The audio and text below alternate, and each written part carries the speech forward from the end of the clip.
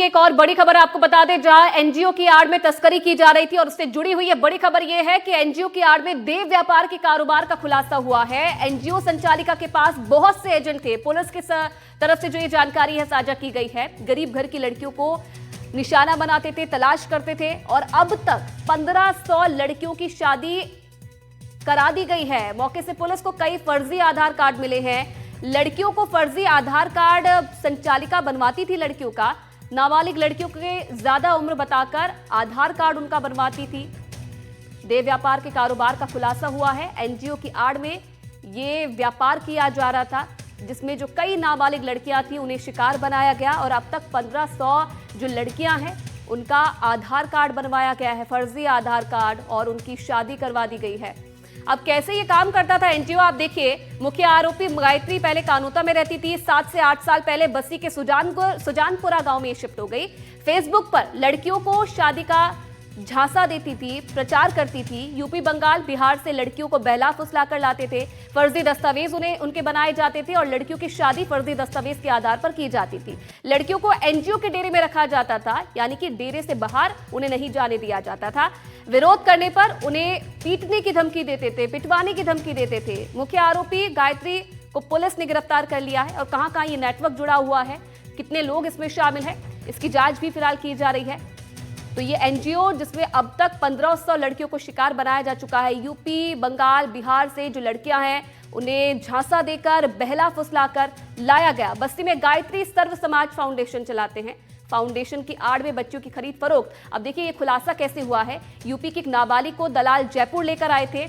कोलकाता में नाबालिग को झांसा दिया गया कि जॉब वहां पर उसे दिलवाएंगे। 2.5 लाख रुपए में सौदा करके नाबालिग की शादी करवा दी गई, लेकिन परेशान करने पर दोनों दलाल एनजीओ से लेकर आ गए।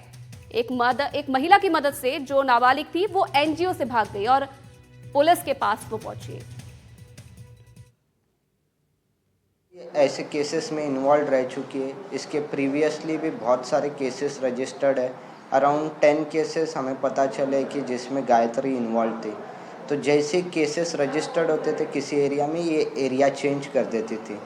तो बस्सी इलाके में गायत्री पिछले 8 साल से गायत्री सर्व समाज फाउंडेशन के नाम से अपना डेरा चलाती थी।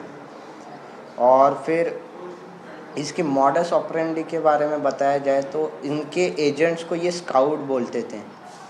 स्काउट लोगों का काम ये था कि वो पोटेंशियल टारगेट्स यानी गरीब घर की औरतें, महिलाएं, लड़कियां, इन्हें ढूंढते थे।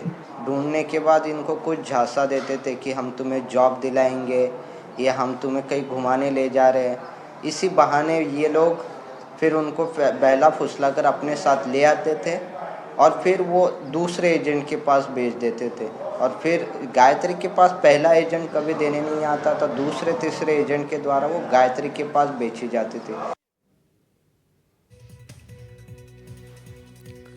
तो पुलिस को आपने सुना किस तरीके से पुलिस ने इस पूरे मामले में कार्रवाई की है, इसकी जानकारी जो है साझा की जा रही थी।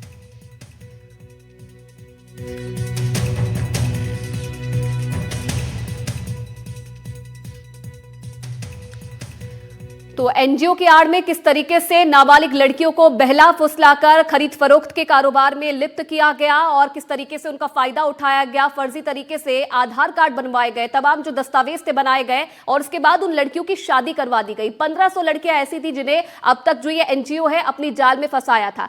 आपको ये भी बता दें कि किस तरीके से इस पूरे मामले का खुलासा हुआ। दरअसल यूपी की एक लड़की थी जिसे ऐसे ही बहला फुसलाकर नाबालिग बच्ची को जॉब का झांसा देकर इस नाबालिग के जो संचालिका थी उसने अपनी बातों में बहला फुसलाकर अपने साथ लेकर आई, लेकिन नाबालिग की शादी भी करवा दी गई। उसके बाद जब नाबालिग को इस पूरे मामले का पता चला तो वो वहां से भाग गई। पुलिस के पास वो पहुंची और एक महिला की मदद से पुलिस के पास वो पहुंची और पुलिस ने इस पूरे मामले का तब खुलासा किया है। और जो मुख्य संचालिका थी उसके साथ साथ कई जो और लोग हैं जो इस गिरोह में लिप्त हैं उन्हें गिरफ्तार किया है। सोशल मीडिया के जरिए लड़कियों का प्रचार किया जाता था, शादी का झांसा दिया जाता था, नौकरी का झांसा दिया जाता था लड़कियों को और उसी के आधार पर लड़कियों को बहला फुसलाकर जो है लाया जाता था।